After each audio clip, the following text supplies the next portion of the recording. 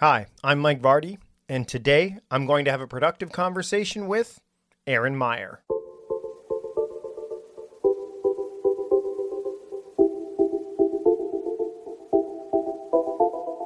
Okay, so you have to love how I flipped that around in terms of the intro.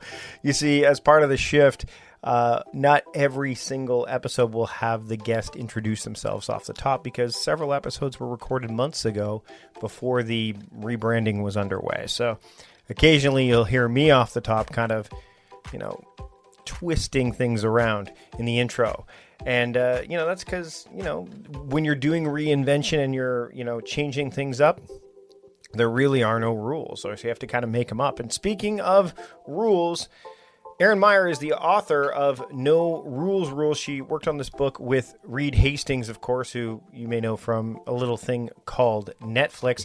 Erin is also the author of The Culture Map, Breaking Through the Invisible Boundaries of Global Business. She's a professor at INSEAD, one of the world's leading international business schools, and her work has appeared in Harvard Business Review, the New York Times, and Forbes.com. In 2019, Erin was selected by the Thinkers 50 as one of the 50 most influential business thinkers in the world. She received an MBA from INSEAD in 2004, and she currently lives in Paris, France, which is where she reached out to me, and vice versa, for this productive conversation today. By the way, in 1994-95, she also served in the Peace Corps as a volunteer teacher in Southern Africa. You can learn more by visiting erinmeyer.com, but I also think you can learn a lot more through this productive conversation I'm about to have with Erin Meyer. Enjoy. I'd like to welcome Erin Meyer to the Productivityist podcast. Erin, thanks for joining me today. Nice to be here with you, Mike. So we're going to talk about a few things today, but the one thing I want to jump into is that you were the co-author, and are the co-author, not just were, you are. It's still ongoing, of No Rules, Netflix, and the Culture of Reinvention, and you co-authored that with Reed Hastings, who, we'll link to who Reed Hastings is in the show notes. I think people generally have a sense of who he is if you've been following Netflix for a while, if you subscribed to Netflix for a while, globally. We've been using Netflix forever, and I wanted to ask you right out of the gate, what about Netflix fascinates you or fascinated you to the point where you're like, I want to do this. I want to not only be part of Netflix because I know you've consulted with them, but I want to dig into the culture there. So I'm an expert in national cultural differences. My first book, The Culture Map, is all about how to work with people around the world. And I've actually never really been interested in corporate culture until this company, because I've always found corporate cultures to be kind of bland and often not really reflect the way people are actually behaving. But this company, Netflix, they have a really honest and interesting corporate culture. So I first came across their famous culture deck, which is a set of slides that have been downloaded from the internet, I think over 20 million times. And when I saw those, I was pretty taken aback. So there is one slide in the deck that says, at Netflix, adequate performance gets a generous severance. And, that kind of shocked me because I'm a professor at a business school and we'd been studying all about psychological safety.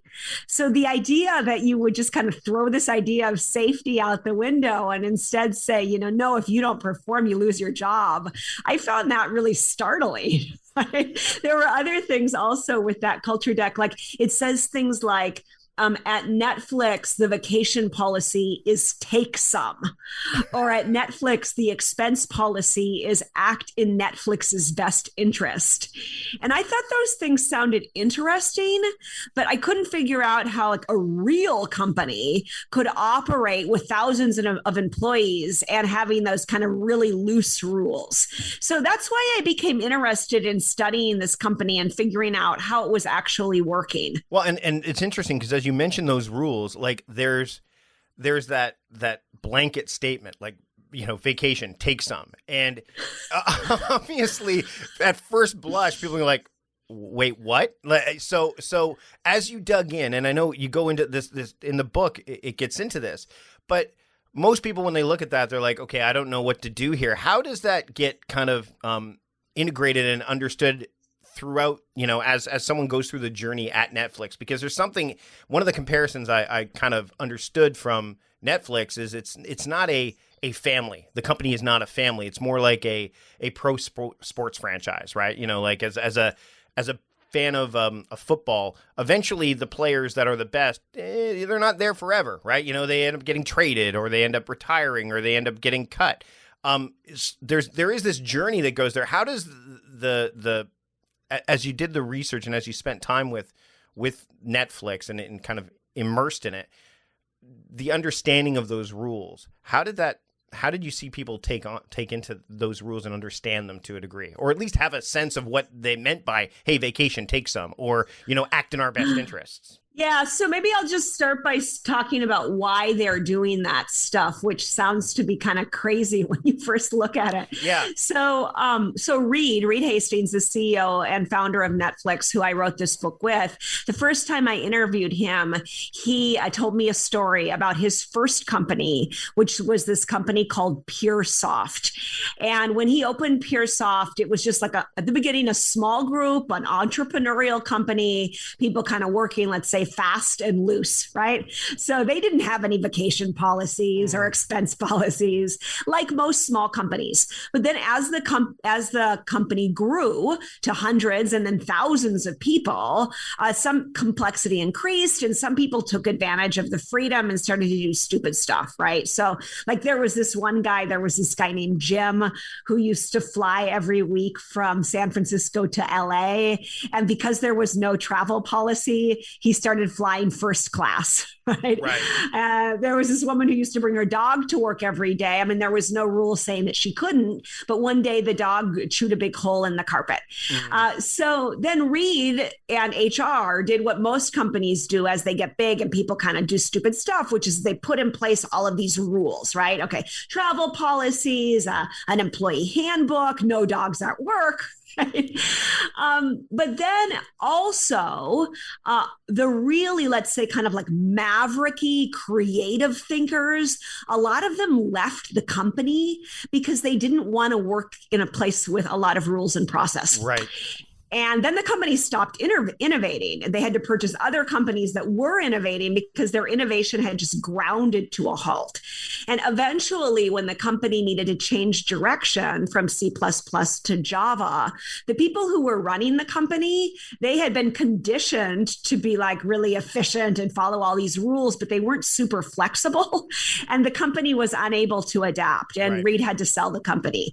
So with his next company, which was Netflix, he said, you know, I'm going to set this company up with no rules or as little rules as process in order to give this kind of freedom to my employees. And even as we grow large, we're going to try to just keep that freedom, that no rules ethos, right? So that was kind of the groundwork to all of this, which then leads into those other ideas that you were talking about, like talent density, for example. Right. And what I find fascinating about that story is it was almost like an overcorrection, right? Like we had no rules, and then we're like, okay, we're going to lock it down and create incredible constraints. And I think there needs to be a framework of some sort, because frameworks foster freedom, but those frameworks can be, like you said, they can be loose and they can be nuanced, right?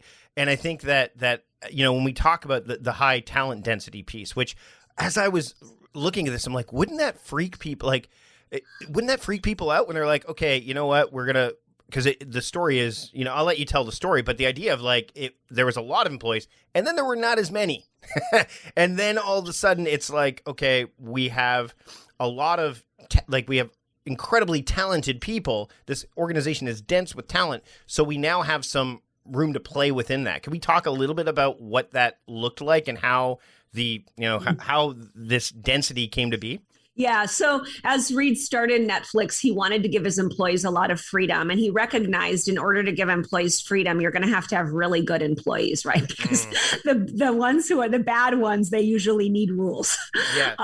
But he also thought, like on most teams, on every maybe, you always have some mediocre people and some great ones. The company opened in 1997. And then in 2001, it had grown to 120 people.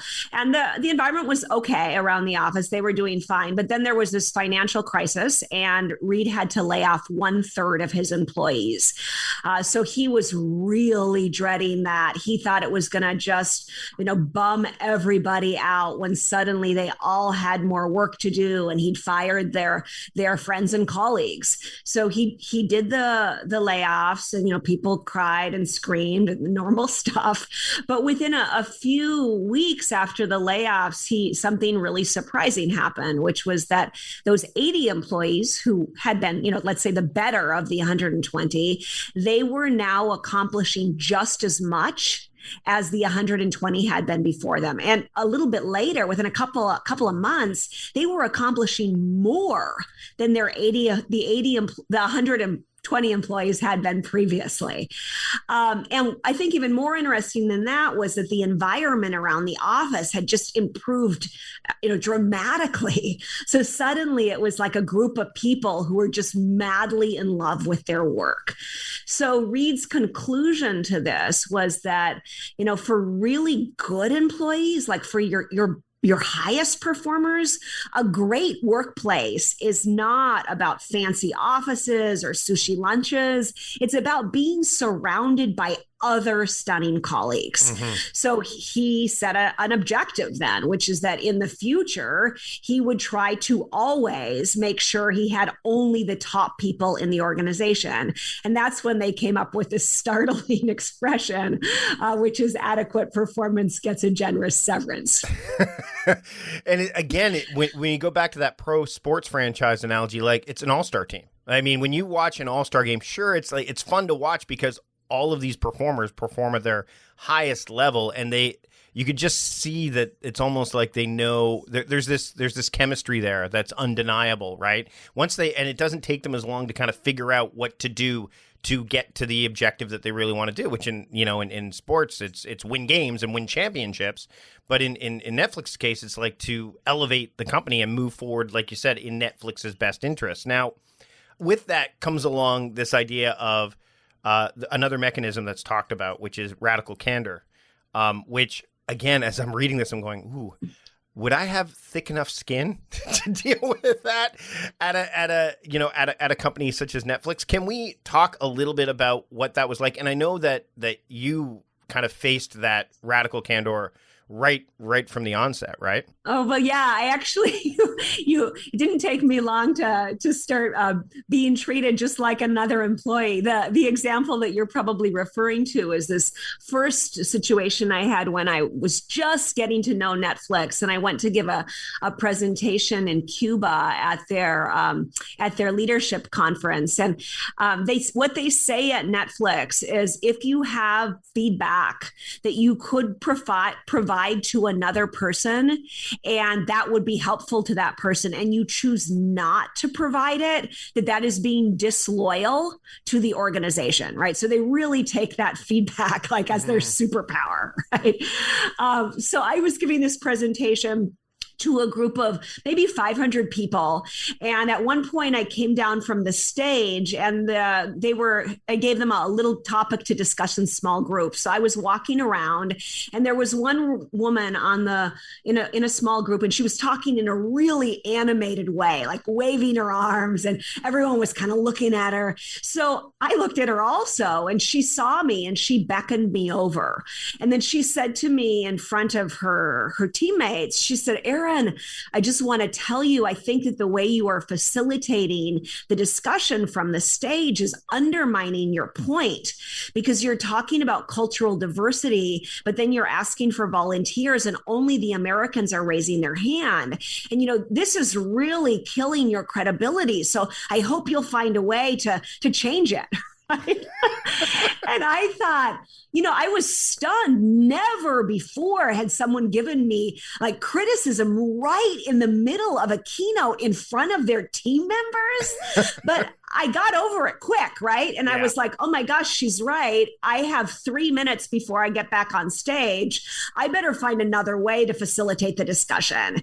And I did, right? I came back on stage. I used a different method. I got all of the nationalities involved. And it was a huge help to have received that feedback. So that's actually, I think, a great example of what feedback is like. It's often not very comfortable, but it also often helps us in incredible ways. But the way she delivered it, it didn't sound like it was mean or mean-spirited or almost like looking down upon you from like this perch. It was very, again, it was just candor, right? Like it was very candid feedback that was not malicious or anything like that. It was just like matter of fact, right? Well, she was just trying to help me out. And that's what they say at Netflix, right? They say that you shouldn't say about someone something that you haven't said to their face, right? So she was doing that. Mm-hmm. And second of all, your feedback should be actionable and it should aim to assist. So it was all of those things, but that didn't keep me from feeling startled about it because it's so unusual. Right. And I think that's the one thing that is, again, that's just absolutely fascinating. To get back to my initial point off the top is that it's not something that you would anticipate. And not everyone would do that in a work environment, but at Netflix, it's not just encouraged, it's mandated to a degree. Meal planning is important because it prevents us from being a disappointed wreck when dinner time comes around and we have no clue what to make, or even if we have the ingredients to make the meal. It's a time and a money saver, but most importantly, it frees up valuable brain space. Creating a meal plan prepares us for the week to come and gives us peace of mind that we're organized and can feed ourselves and our family. That's why I do it, and that's why Plan to Eat helps me do it. Your subscription includes access to the Plan to Eat website and fully featured mobile apps on iOS and Android. And Plan to Eat gives you the tools to clip and organize recipes from any website, the ones your family loves and that fit your dietary preferences and needs. And you can create a meal plan around your schedule. Then what happens is the Plan to Eat software automatically creates an organized shopping list based on your plan. So sign up for your free trial at plantoeat.com/timecrafting. That's plantoeat.com/timecrafting. The coupon will be automatically applied to your account and can be used when you're ready to subscribe. It's valid for new customers only. Give Plan to Eat a try today. Shopping for new clothes can be time-consuming, tedious, and expensive. Fortunately, Stitch Fix makes it easy to find the clothes you love. Stitch Fix offers clothing hand-selected by expert stylists for your unique style, size, and budget. Every piece is chosen for your fit and your life, and it's the easy solution to finding what makes you look and feel your best. Try on pieces at home before you buy. Keep your favorites and send back the rest. That's exactly what Vanessa did. Stitch Fix also has free shipping, easy returns and exchanges, and a prepaid return envelope is included. There's no subscription required either. Try Stitch Fix once or set up automatic deliveries. You'll pay just a $20 styling fee for each box, which gets credited toward pieces you keep. And there are no hidden fees ever. Stitch Fix has styles and clothing to fit any occasion for women, men, and kids, and they ship all over the U.S. and are available in the U.K. as well. Get started today at stitchfix.com/timecrafting, and you'll get 25% off when you keep everything in your fix. That's stitchfix.com/timecrafting for 25% off when you keep everything in your fix. stitchfix.com/timecrafting. Plenty of things can take a toll on your happiness. What interferes with yours? Is there something preventing you from achieving your goals? Maybe you want to get that book finished. Maybe you want to start to look elsewhere for work. Maybe you just want to have better relationships, not just with others, but with yourself. Well, BetterHelp will assess your needs and match you with your own licensed professional therapist. You can connect in a safe and private online environment. It's so convenient, and you can start communicating in under 48 hours. Now, BetterHelp is not a crisis line. It's not self-help. It's professional counseling done securely online. There are licensed professional counselors who are specialized in a wide variety of fields like stress, anxiety, relationships, sleeping, anger, grief, self-esteem, depression, and more. You can also send a message to your counselor anytime. That's the convenience factor I'm talking about. And you'll get timely and thoughtful responses. Plus, you can schedule weekly video or phone sessions. And you can do this all without ever having to sit in an uncomfortable waiting room. BetterHelp is committed to facilitating great matches as well, so they make it really easy and free to change counselors if needed. BetterHelp is more affordable than traditional offline counseling, and financial aid is available. Plus, the service is available for clients worldwide. BetterHelp is convenient. BetterHelp is professional. BetterHelp is affordable, and I want you to start living a happier life today. As a listener of the Productivityist podcast, you'll get 10% off your first month by visiting our sponsor at betterhelp.com/timecrafting. Join over 1 million people who have taken charge of their mental health. Again, that's betterhelp, HELP.com/timecrafting. Business isn't business as usual anymore, and starting up is more challenging in this changing environment. Sit Down Startup is a new weekly podcast from Zendesk. Our startups team brings together Zendesk leaders with founders and CEOs in a coffee shop style conversation who solve real problems, sharing the successes and pitfalls of customer engagement. Catch weekly fresh new episodes on Apple, Google, and Spotify. Today, many small business owners are busier than ever. Because they're focused on managing and growing their business, they can't always spend the time they wish they could on recruiting. That's why LinkedIn Jobs has made it easier to find and hire the best candidates for free.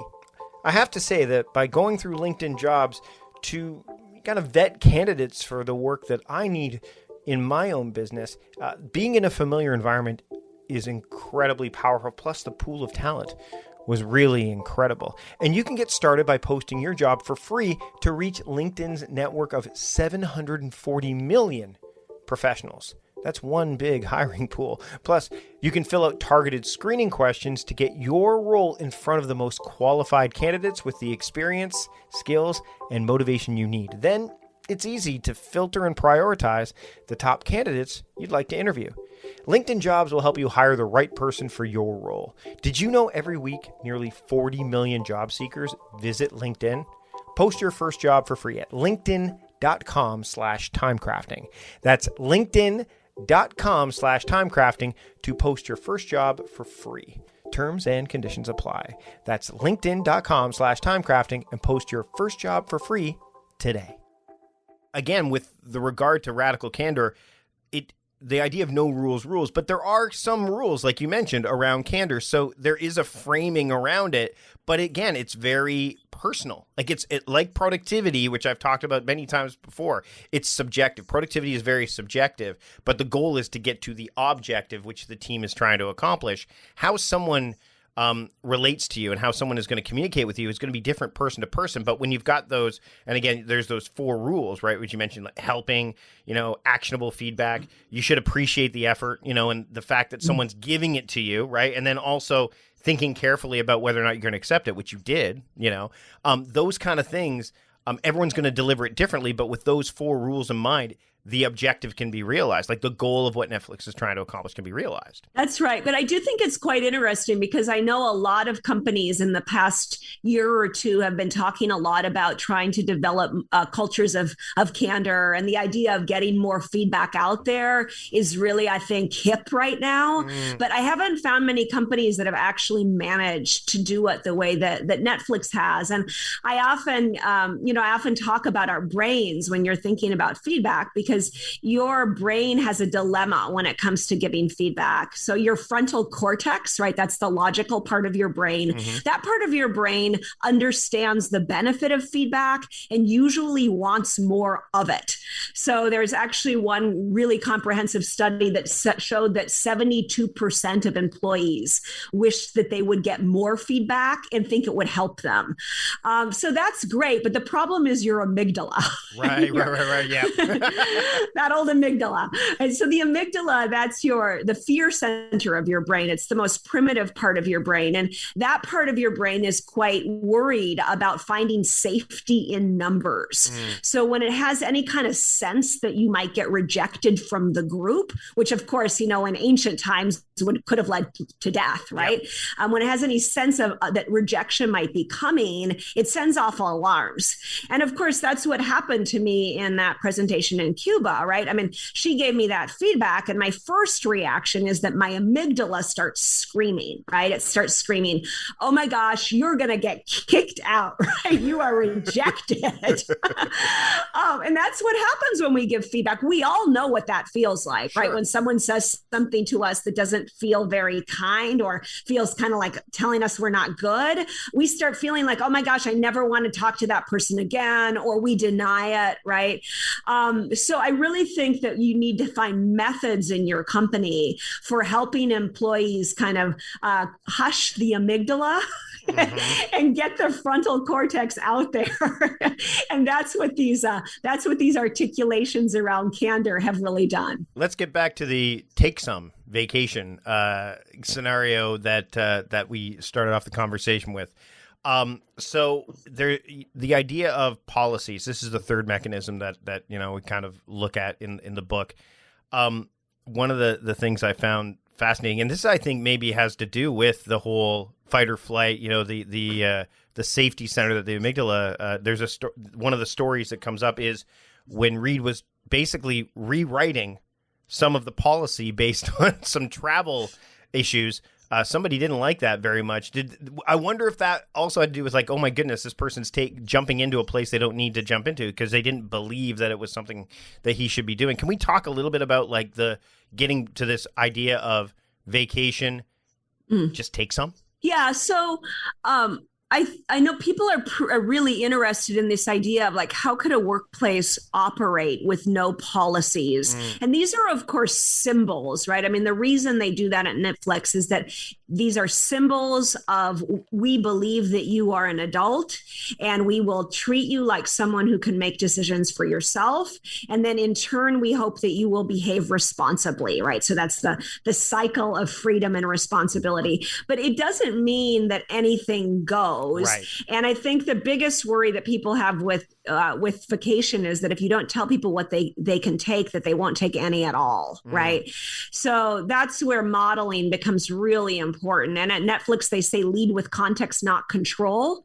So the boss, him at Netflix, is expected to take big vacations. And I think any company who wants to kind of give their employees this sort of freedom of policy, they need to make sure that the bosses are doing the maximum, right? Like taking the most vacation policy possible. Because if we notice that our bosses are taking a lot of vacation and our colleagues are taking a lot of vacation, then we will seek to do the same, right? So there's still certainly norms that are being set in the environment that others are following. It's just not a rule about how many days you can take and that you're writing it down as you go. When it comes to that, trust is a big issue. Now, what's interesting is as I was doing research for our conversation, trust comes up in your previous book, The Culture Map, right? Like trust is something that, and obviously when it comes to, the idea of having no rules and you're talking about the idea of policies and being an adult as opposed to being, a kid that's just going to kind of take advantage of scenarios because there's an end around that you can have. How integral is trust when it comes to this stuff? Specifically when it comes to having very loose or nuanced rules, and how does a company avoid the bias of going, if we don't have enough rules or we don't have enough policies in place, we're going to run the risk of capsizing the ship as opposed to saying, hey, we're going to trust our people and it's going to lead us to where we ultimately want to go. Yeah, so I do think the more that you show your employees that you trust them, the better they will behave. I mean, that's clear. But also we have to kind of recognize all of these things happen in tandem. So if you have a bunch of mediocre employees around who you kind of wish weren't there, then you probably are not going to be able to give them this level of freedom, right? And it's only because they have this culture of candor where people call one another out if they take advantage of the freedom. that they can give that level of freedom. So those three things all happen in cohesion, right? And, of course there is, like, I think if we go back to that idea of talent density for a moment, we should say, I mean, they use this, what they call the keeper test at Netflix, which sounds quite draconian, but I think actually any manager should be using it. And the system is that each manager should imagine every, maybe 6 months or every year that each employee on her team is coming into her office and saying, you know what, boss, I've got another job. I'm leaving the company, right? Mm-hmm. And then the question is, how would you feel if that person told you they were leaving? I mean, would you be devastated? Would you say, no, Lisa, don't leave, right?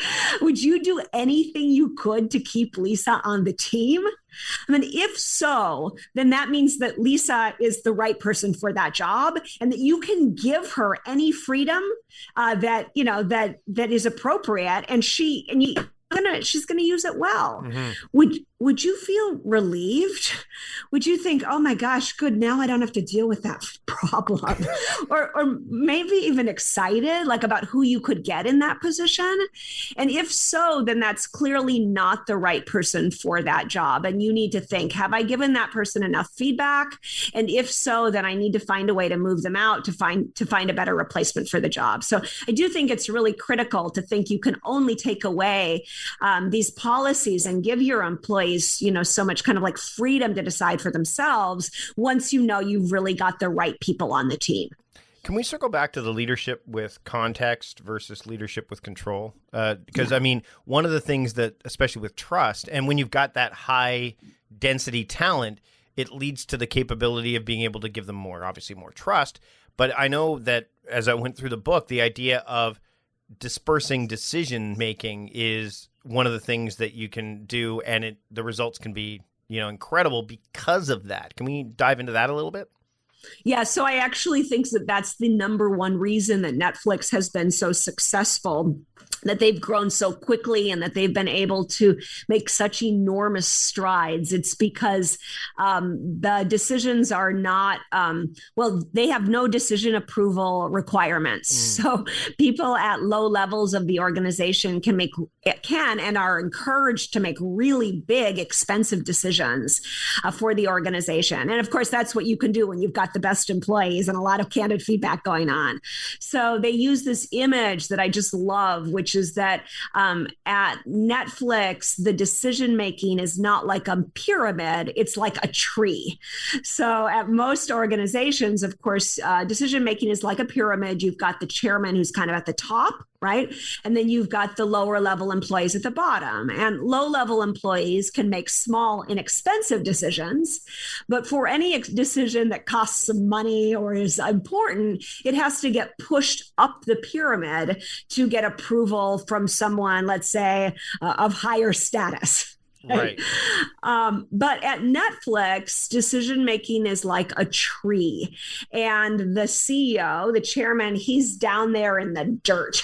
Right? Mm-hmm. So he's right down there with the roots of the tree, setting the context for the organization. So that's where we have this lead with context, not control. Right. So he's the one saying, this is the North Star that we are running towards. These are the things that we need to keep in mind as we make decisions. Here are all of the things that we want to really focus on. And then his top level managers are at the big trunks of the tree, making more setting more context for their own departments.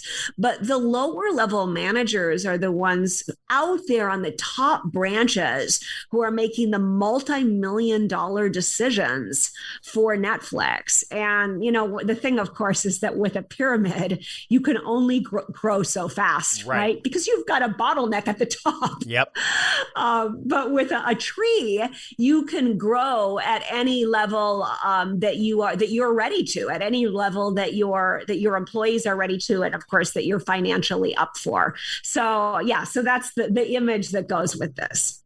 Before we wrap up, Erin, I generally end most of my conversations with people about a simple action that they can take. And as you've listened to this conversation, you the listener right now, the idea of what Netflix has put in place, the idea of high density talent, radical candor, and then of course the removal of policies that kind of bottleneck things, and we kind of touched on that, especially near the last little point you made, which I think is, that's like you said, revolutionary. When people start thinking about things in not a hierarchical context of this idea of a pyramid, but more of a tree, like the foundational stuff, which I think is phenomenal. if someone's walking away from our conversation right now and they're like, you know what, I want to bring this to my company, or they're running their company, like, you know what, I need to make this happen because obviously Netflix is a successful model. And, you know, as Austin Kleon says, steal like an artist. I'm going to steal these and do it myself. What's one simple action that they can do right now that's going to help them start down that path of building an organization that has a similar kind of structure that Netflix does? Yeah, so that's the most important question, because we wrote this book not as a history of Netflix or a, wow, look at that crazy company, but I really wanted to give, clear lessons to anybody who was leading a team or a company and wanted to kind of figure out how to get more innovation and more flexibility in their organization. And even if you're opening up a company, that's one way you might do this, but you also might be working for a big company and just have a small group of employees who are working for you. There's lots of things you can do step by step. So just keep in mind, right? The model is, first, I take one step to increase talent density on my team. Talent density means I have less employees who have more talent, right? So maybe I hire less people, but I pay them more, for example, right? Or I do the keeper test, right? Whatever it is, one step. Okay.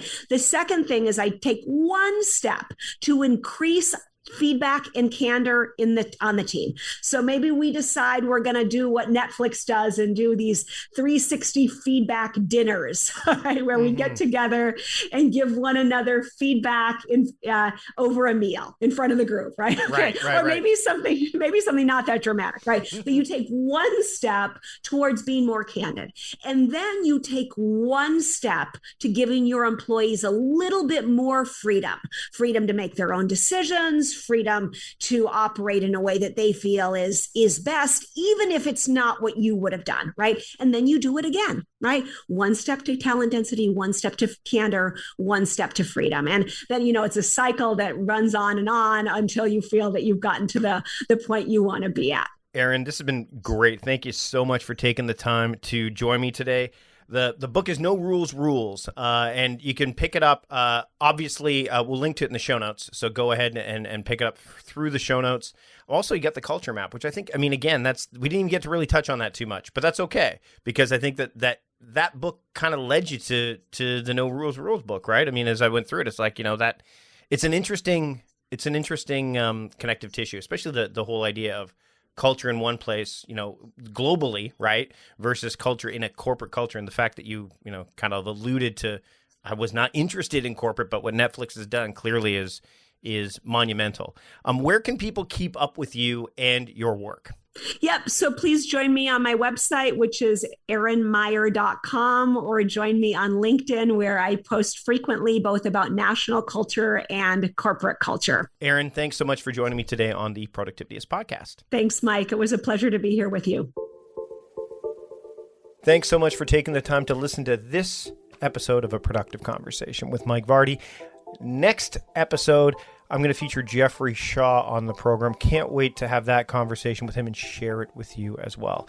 Thanks to Fina Charlson for putting this episode together. Really appreciate it. Thanks to Soundstripe for giving us the license to use some of their music, not just in my YouTube videos, but with this podcast as well. And thanks to the rest of my team for helping put together things like show notes, audiograms, and all that stuff. This Productive Conversation podcast does not get put together by me alone, not by any stretch of the imagination.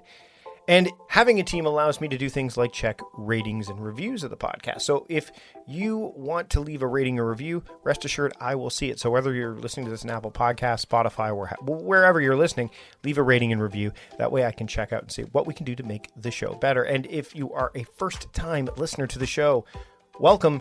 Now hit that subscribe button. Make sure you don't miss a single episode, and can also find the archived episodes of over 379 at this point episodes. You'll be able to find those far easier as a subscriber. So subscribe to the podcast right now, wherever you are listening to this episode. That's it for this week. Thanks so much for taking the time to join me. Until next time, this is Mike Vardy, the host of A Productive Conversation, reminding you to stop doing productive and start being productive. See you later.